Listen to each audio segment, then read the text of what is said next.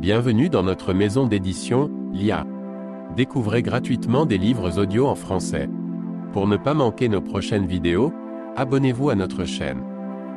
L'art de la guerre par Sun Tzu lu par Liam Maloney. Pour améliorer votre expérience de lecture, vous pouvez activer le sous-titrage et ajuster la vitesse de lecture.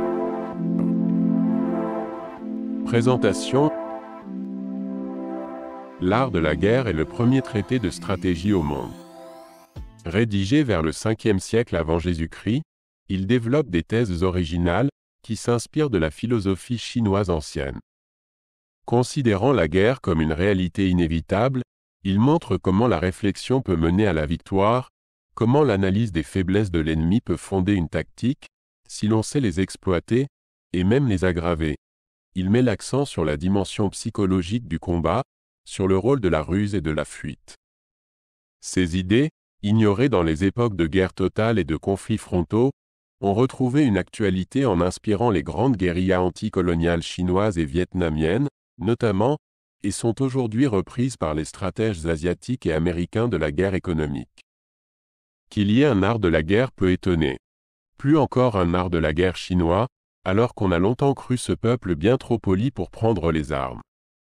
La Chine des philosophes, des calligraphes, des poètes et des peintres ne doit pourtant pas faire oublier celle des généraux, des seigneurs de la guerre, et surtout, à l'époque de Sun Tzu, celle des royaumes combattants. Elles n'ont rien d'incompatible et on compte des stratèges consommés qui furent aussi grands poètes ou peintres raffinés. La plupart des études sinologiques semblent avoir répudié un accent aigu un peu à se pencher sur le domaine militaire, suivant peut-être l'inclination des lettrés, pour qui les préoccupations guerrières ce saurait être noble. Pourtant, l'étude de cet art de la guerre est utile à plus d'un titre.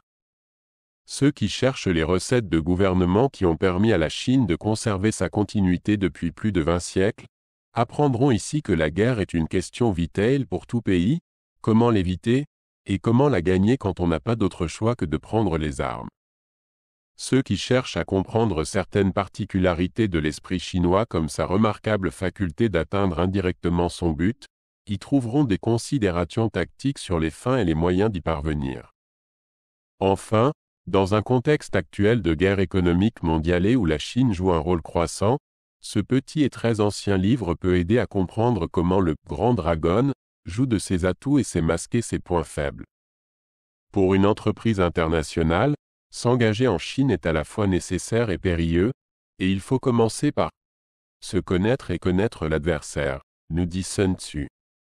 Pour le lecteur intéressé par la culture chinoise ancienne, le manuel de Sun Tzu montre une application concrète d'une idée centrale au taoïsme. La fluidité de l'eau l'emporte sur la solidité de la pierre. L'armée qui est plus mobile a plus de chances de vaincre, et celle qui se laisse fixer perd sa puissance.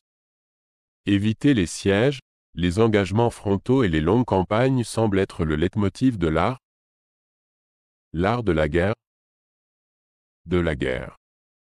Règle pour la victoire, n'attaquer qu'après avoir gagné la bataille, qui se joue en amont sur le front de l'information et de la désinformation, afin de saper le moral de l'adversaire, de lui faire perdre ses moyens.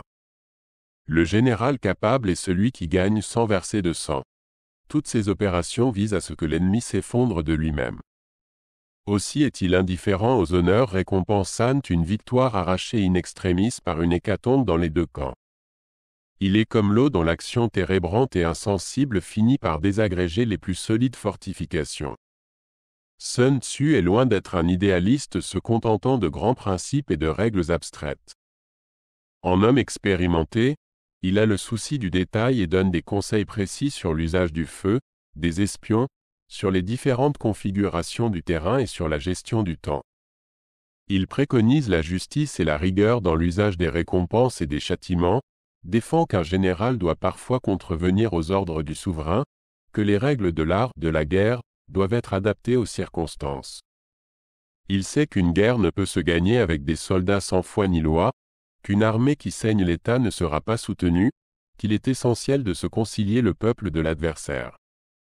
Le succès durable de son livre est aussi bien dû à l'importance des principes généraux édictés qu'à son caractère pratique de manuel militaire à l'usage du général en campagne. Cliquez sur I en haut à droite de votre écran pour choisir le livre audio que vous aimeriez découvrir. Si cette vidéo vous a plu, vous pouvez mettre un « j'aime » et la partager à vos amis. Par ailleurs, visitez notre bibliothèque sur audible.fr pour explorer notre vaste sélection de livres audio réalisés par IA.